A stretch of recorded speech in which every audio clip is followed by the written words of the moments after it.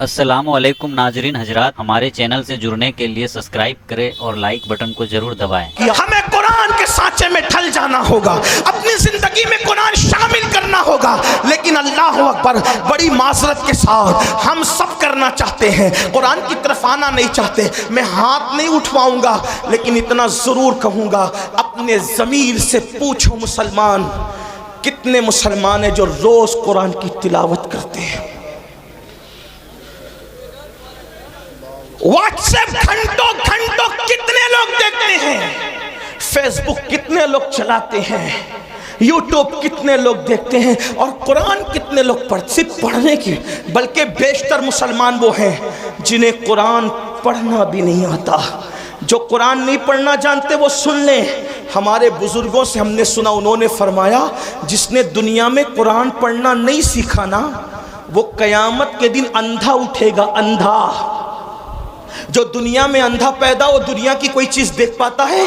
اور قیامت میں تو اللہ کا دیدار ہوگا، قیامت میں تو جنت ہوگی، قیامت میں تو رسول اللہ کا دیدار ہوگا۔ اب آپ سے پوچھتا ہوں، اندھے اٹھو گے قرآن نہ پڑھنے پر تو کیا دیکھو گے، کیا مزے لوگے؟ قرآن مرنے سے پہلے پڑھنا سیکھ لو، علم سیکھنے کی کوئی عمر نہیں ہوتی۔ یہ علماء کا جو اتنا درد ہے نا، پڑھ لو پڑھ لو پڑھ لو، ٹائم نہیں ملتا۔ میں کہا کمپیوٹر سیکھنے کا ٹائم ملا، ڈاکٹر بننے کا ٹائم ملا، انجینئر بننے کا ٹائم ملا، وکیل بننے کا ٹائم ملا، واٹس ایپ سیکھا، بڈھے بڈھے واٹس ایپ چلا رہے۔ چلائیں، اچھی بات ہے، کوئی میں وہ نہیں کرتا، لیکن بڈھے واٹس ایپ چلا رہے تو تنگ کیے ہوئے جن کے پاس نمبر ہے، ہر 2-4 منٹ پر کچھ نہ کچھ ڈالتے رہتے، کیونکہ کوئی کام ہی نہیں۔ وہ بڑے بوڑھے، معاف کرنا، بڑی عجیب بات ہو گئی ہے۔ نوجوان تو جہاں بیٹھے وہاں، بلکہ اب تو لوگ اسٹیج پر بھی موبائل سے نظریں نہیں ہٹاتے، وہ اس پہ گھسے ہی رہتے ہیں۔ حالانکہ فرمایا گیا جب رسول اللہ کی بات ہو رہی ہو تو اس بات کا احترام ایسے ہی کیا جائے جیسے اگر حضور ہمارے سامنے ظاہر میں موجود ہوتے تو حضور کا کتنا احترام کرتے۔ حضور کی باتوں کا بھی اتنا ہی احترام ہونا چاہیے۔ کیا موبائل موبائل موبائل کا نشہ چڑھی ہے ایک دم، اور لوگ ہنستے ہیں اصلاح کرنے پر۔ حضور کی باتیں ہو رہی ہے، موبائل میں ہے، موبائل لے کر کے کھڑے، موبائل لے کر کے بیٹھے۔ اللہ کے بندو، جب پتہ ہے کہ بیان ریکارڈ ہو رہا ہے، اس میں مل جائے گا، تم اپنا وقت ضائع کیوں کر رہے؟ تمہاری پوری توجہ موبائل پر ہے، تمہاری توجہ حضور کے فرامین پر کب ہے؟ محروم نہ بنو، آداب سیکھو، زندگی گزارنے کا طریقہ سیکھو۔ عرض کیا کر رہا تھا؟ غلط پروپیگنڈا ہونے دو، قرآن سیکھو، قرآن اپنی زندگی میں شامل کرو۔ اور فقیر کی بات لکھ کے رکھنا، قرآن جس دن مسلمان کی زندگی میں شامل ہو جائے، اس دن ہمارے لیے انقلاب کا دن ہوگا، اس دن ہمارے لیے ترقی کا دن ہوگا۔ قرآن تھام لو، سیکھ لو، اور قرآن سیکھنے کے لیے کوئی اچھا عالم مل جائے، 3 مہینے سے زیادہ کا وقت نہیں لگتا، 3 مہینے میں قرآن پڑھنا سیکھو۔ اور اچھے سے اگر 5 پارے پڑھ لیے کسی اچھے عالم سے تو آگے کے 25 پارے آپ خود پڑھ سکتے ہو۔ اس لیے میری گزارش ہے، یہ رجب کا مہینہ چل رہا ہے، اتنے ہزاروں کے مجمع سے اگر آپ یہ کہتے نا کہ امین القادری ہمارے پیر پکڑے گا تو ہم قرآن پڑھ لیں گے، تو اللہ کی عزت کی قسم کھا کے کہتا ہوں، میں آپ کے پیر پکڑ کر کہتا کہ قرآن پڑھ لو۔ ڈاکٹر بنو، ٹیچر بنو، انجینئر بنو، سب بنو، لیکن پہلے قرآن کے قاری بنو، کیونکہ ساری ڈگریاں قبر کے باہر رہ جائے گی، جو ڈگری قبر کے اندر کام آئے گی وہ ایمان کی ڈگری ہوگی، جو ڈگری قبر تک جائے گی۔ بلکہ جو قرآن دنیا میں پڑھتا تھا اس کو قبر میں بھی تلاوت کا شرف نصیب ہوگا، قبر میں بھی وہ قرآن پڑھے گا۔ قرآن سے شوق پیدا کرو، قرآن سے ذوق پیدا کرو، اور جب قرآن پڑھنے لگو گے تو میری بات پر آپ کو یقین آئے گا۔ آج نہیں آتا، آپ کو قرآن کے بغیر اچھا ہی نہیں لگے گا۔ قرآن آپ کو بڑا خوبصورت، اللہ کا کلام ہے میرے بھائی، اللہ کا کلام کیا چیز، اللہ کا کلام، اللہ کا کلام ہے۔ یہ بات کہہ دوں، خدا سے اچھا کوئی نہیں، اس کے کلام سے اچھا کسی کا کلام۔ اپنے بچوں کو بھی پڑھاؤ، جو صرف اپنے بچے کو دیکھ کے ناظرہ قرآن پڑھا دیتا ہے، اللہ اس کے اگلے پچھلے گناہ معاف کر دیتا ہے۔ لیکن خالہ اماں سے نہیں پڑھانا، ایرے گہرے سے نہیں پڑھانا، جو بہترین قاری مخرج کے ساتھ صحیح پڑھا سکتا ہو اس کو پڑھانا، کیونکہ ٹیوشن اور کوچنگ کے لیے تم ہزاروں روپے خرچ کرتے ہو، تو قرآن پڑھانے کے لیے اگر لاکھوں کرنا پڑے تو لاکھوں خرچہ کرو۔ میں ان مدارس کو سلام کرتا ہوں جو اخلاص کے ساتھ قرآن کی خدمت کر رہے ہیں، ان علماء کی عظمت کو سلام کرتے ہیں جو قرآن کی خدمت کر رہے ہیں۔ اللہ اکبر! دشمن نے غلط پروپیگنڈا کیا، ابو جہل نے، طفیل اتنے اس سے متاثر ہو گئے، کانوں میں روئی ٹھوس لی، روئی ڈال لی کان میں۔ توجہ کرنا، بہت بڑی ذمہ داری ہمارے سروں پر ہے مسلمان جوانوں۔ کانوں میں روئی ڈال لی اس نے، طفیل نے، اور اس کے بعد سوچا کہ حضور کی آواز میرے کان میں نہیں آنا چاہیے، میں ملوں گا بھی نہیں، ان کی بات سنوں گا بھی نہیں۔ کہتے ہیں طفیل آخری رات آ گئی، اب مجھے، چونکہ میں مکہ تجارت کے لیے آیا تھا، آخری رات آ گئی، مجھے مکے سے جانا کہاں تھا؟ اپنے وطن۔ میں نے سوچا محمد عربی تو گھر میں سو رہے ہوں گے، چلو چل کر آدھی رات کے بعد کعبے کا طواف کر لیتے ہوئے۔ کعبے کا طواف اور حج وغیرہ اسلام سے پہلے بھی لوگ جو مسلمان نہیں تھے مکے والے وہ بھی کرتے تھے، آس پاس والے بھی کرتے تھے، تو میں کعبے کا طواف کر لوں۔ تو طواف کعبہ کے لیے جب میں نے مطاف پہ قدم رکھا تو طفیل کہتے ہیں، اب میں اس کو اپنے الفاظ کے جامع میں بطور مفہوم پیش کرنے لگا ہوں۔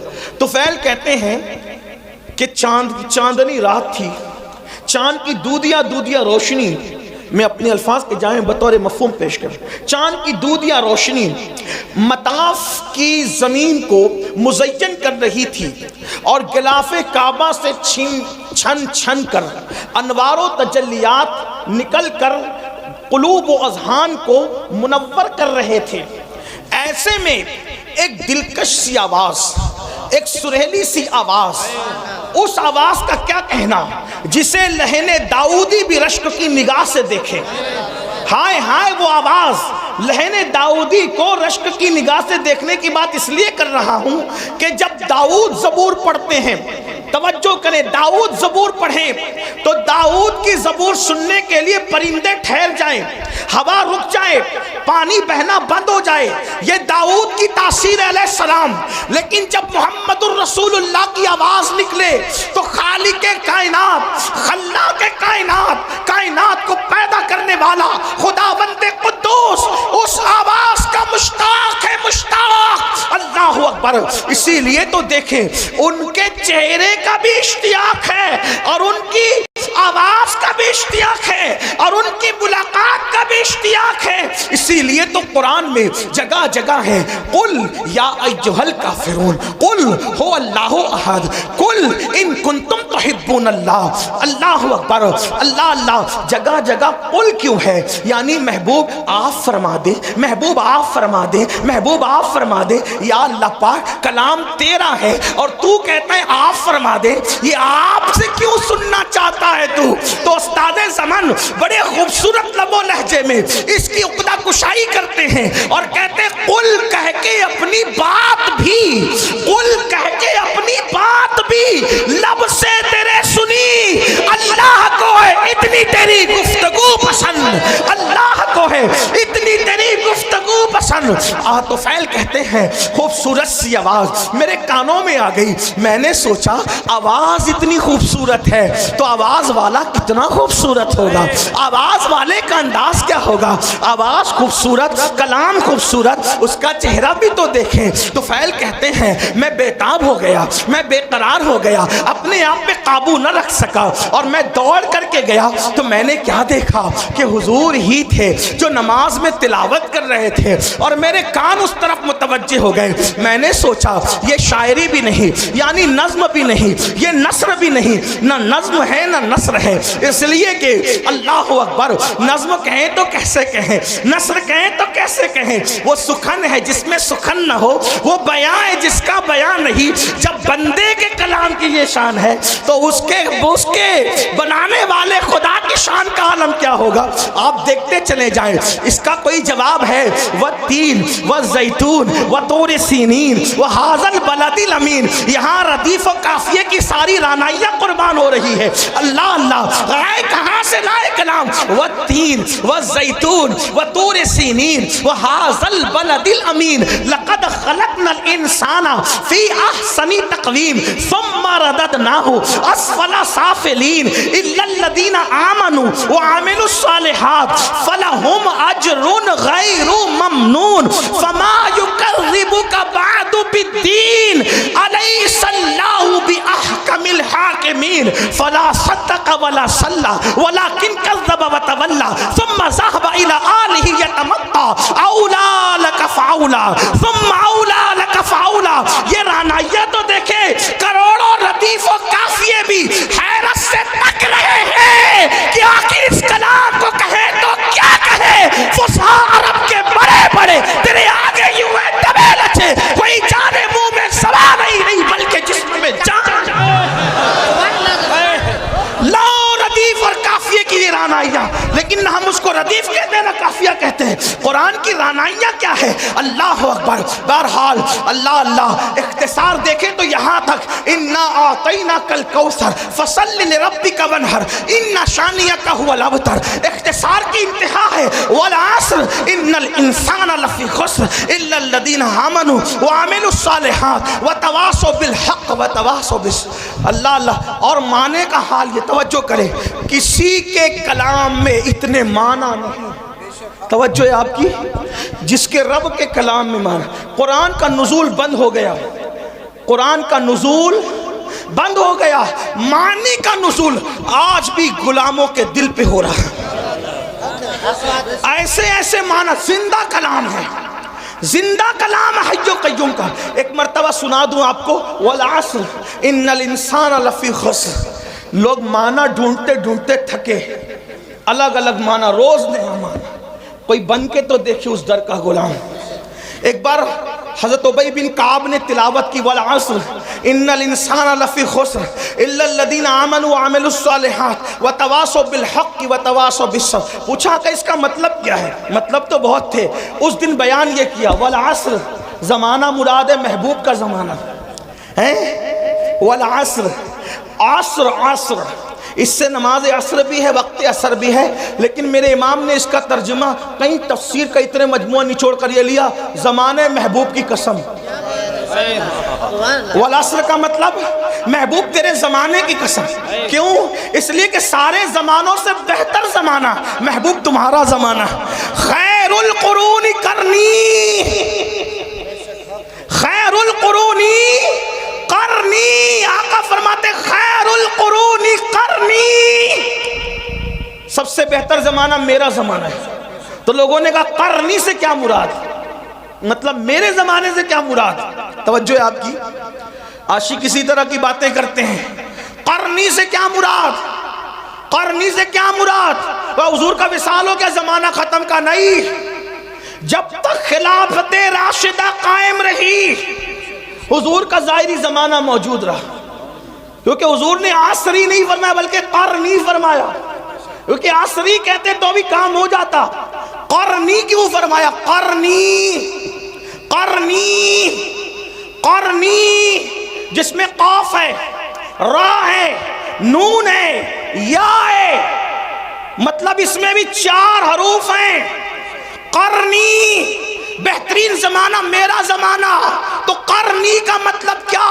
تو عشاق کہتے ہیں، عشاق کہتے ہیں قاف سے مراد، توجہ کریں، عشاق کہتے ہیں قاف سے مراد یہ صدیق کی قاف ہے، قرنی میں قاف، صدیق کی قاف ہے، را عمر کی را ہے، نون عثمان کی نون ہے، یا علی کی یا ہے۔ مطلب بتایا ابو بکر عمر عثمان کے زمانے کو مجھ سے جدا کرنے کی کوشش نہ کرنا، 4 یاروں کا زمانہ بھی میرا زمانہ ہے۔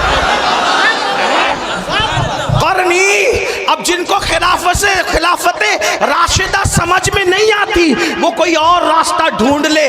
4 یاروں کے بغیر کسی کا نہ گزر ہے نہ کسی کا بسر ہے, اس لیے کہ جو 4 یار والا ہے وہی مصطفیٰ جان رحمت کے پیار والا ہے, جو 4 یار والا ہے وہی سچا اہل بیت والا ہے. اسی لیے تو میرے امام کہتے ہیں تیرے غلاموں کا نقش قدم رائے خدا, وہ کیا بہک سکے جو یہ سراغ لے کے چلے. جنا بنے گی محبان 4 یار کی قبر جو اپنے سینوں میں یہ 4 باغ لے کے چلے. قرنی پہلے ابو بکر کا قاف لایا گیا, پتا چلا پہلا زمانہ ابو بکر صدیق کا ہو.